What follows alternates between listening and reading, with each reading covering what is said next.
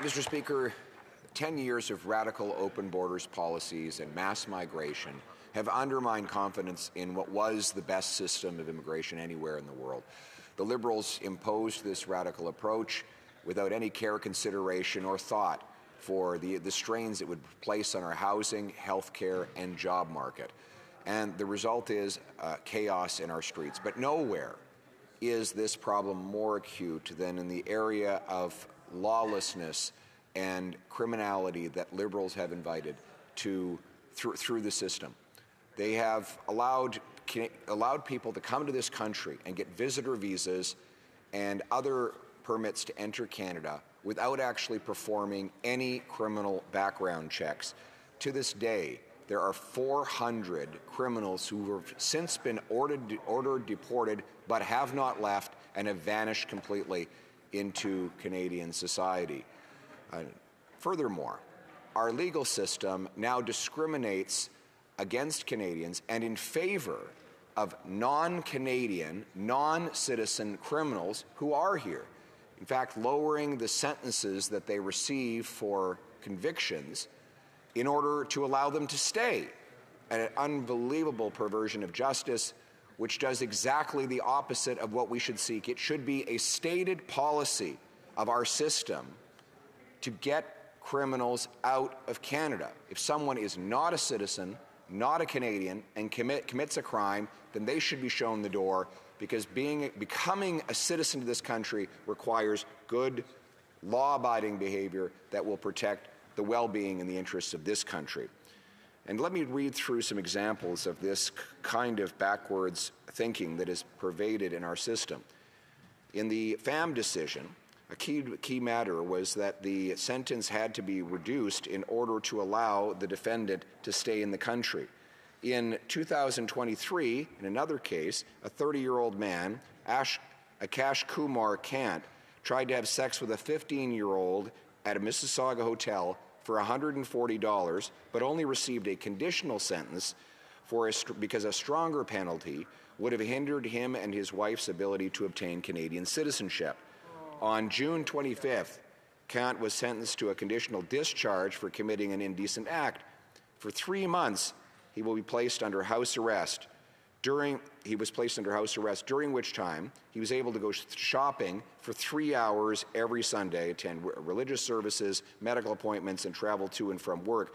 12 months of probation afterwards. In other words, his sentence was specifically reduced so that he could stay in Canada.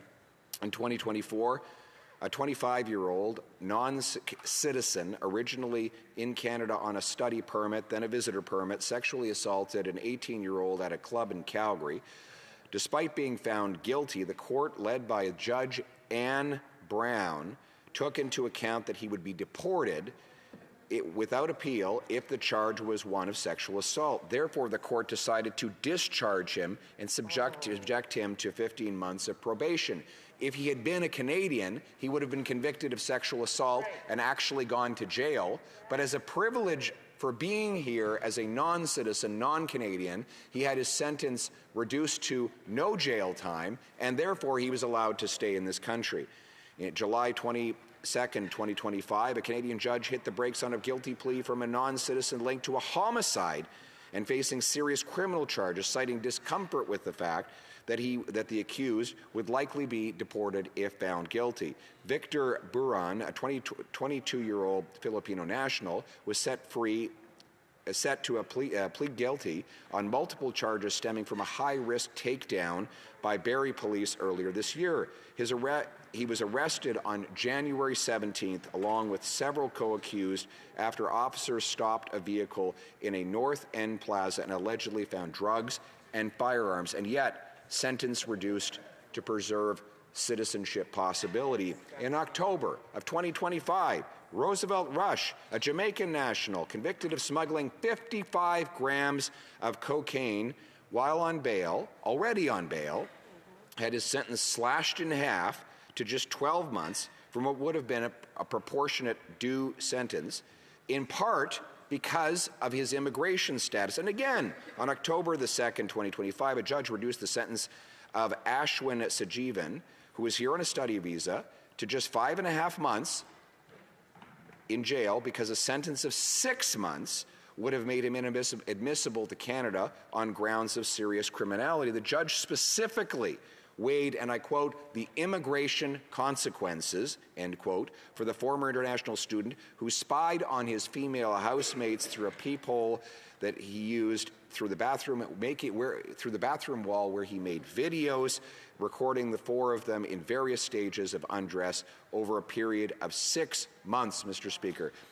Example after example of where judges are specifically lowering the sentences of non-Canadian citizens in order to allow them to stay in Canada. Mr. Speaker, we welcome law-abiding, hard-working Canadian immigrants, people who want to come and productively build our country while following our laws. What we do not welcome is people who want to come here and commit crimes. And that is why I'm very pleased that the member for Calgary-Nose Hill has introduced the bill on which I rise today, Bill C-220, an act to amend the criminal code, which would prohibit judges from lowering sentences or penalties on the basis of immigration status. We have one law. It should apply to every person equally. A person does the crime, they should do the time, and if that makes them ineligible to stay in Canada, then they must leave. Point final. That's just the reality. Mr. Speaker, Canadians have the right to live in peace and tranquility. They have the right to know that when they walk out the front door, they won't be harmed. They should also have the right to valued citizenship. We don't give away citizenship to anyone who comes here and breaks our laws. That arriving here as an immigrant means that there is a certain degree of responsibility, just as there is for those who are born here. And those responsibilities include following the laws, respecting others, and protecting the safety of fellow Canadians and newcomers to this country.